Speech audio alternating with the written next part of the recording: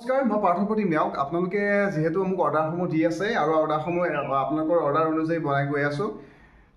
1-2 কৰি আচলতে বহুকেইটা গুটীয়া পেপাৰ দিলোঁ, বহুকেইটা জুৰীয়া পেপাৰ দিলোঁ আৰু ৰাতি দিন একাকাৰ কৰি কাম কৰিছোঁ। পূৰা ৰাতি দিন কাম কৰিছোঁ, কেৱল মাত্ৰ শুবলৈ সময় পোৱা নাই। আপোনালোকৰ বাবে কাম কৰিছোঁ, ৰাইজৰ বাবে কাম কৰিছোঁ। আপোনালোকৰ বাদ্যসমূহ বিচাৰিছে, আমি নথৈ আচলতে সুখী হৈছোঁ আৰু যিমান পাৰোঁ চেষ্টা কৰিছোঁ। আৰু এইটো এটা পেপাৰ দেখিছে, এইটো এটা ছিংগুল পেপাৰ।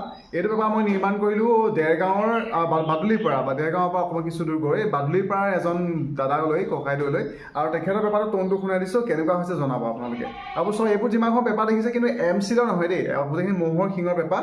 আৰু এমচিলত মই কেতিয়াও পেপাৰ নিৰ্মাণ নকৰোঁ। আপোনালোকে এমচিলত যদি কোনোবাই পেপাৰ বিচাৰে মোৰ ওচৰত নাপাব। মই এমচিলৰ পেপাৰ নিৰ্মাণ নকৰোঁ, কিন্তু ম'হৰ শিঙৰ যিটো টোন সেইটো এমচিল নালাগে, একো বস্তুতে দিব নোৱাৰে। যিহেতু মই বাঁহত নিৰ্মাণ কৰিছোঁ, গৰু শিঙত নিৰ্মাণ কৰিছোঁ, ছাগলী শিং, ইয়াকৰ শিং, মেথুনৰ শিং সকলো নিৰ্মাণ কৰি চাইছোঁ, কিন্তু পেপাৰ ম'হৰ শিঙৰহে ভাল। আটাইতকৈ ভাল পেপাৰ হ'বলৈ হ'লে ম'হৰ শিং। বাৰু আপোনাৰ যিটো আপুনি এমচিলৰ পেপাৰ কিনিব, সেইটো বহুত গধুৰ হ'ব, ৱেইট হ'ব। সেইটো পেপাৰ দাঙি থাকোঁতে আপোনালোকৰ আঙুলি বিষাই যাব, বজাবলৈ বহুত দূৰৰ কথা।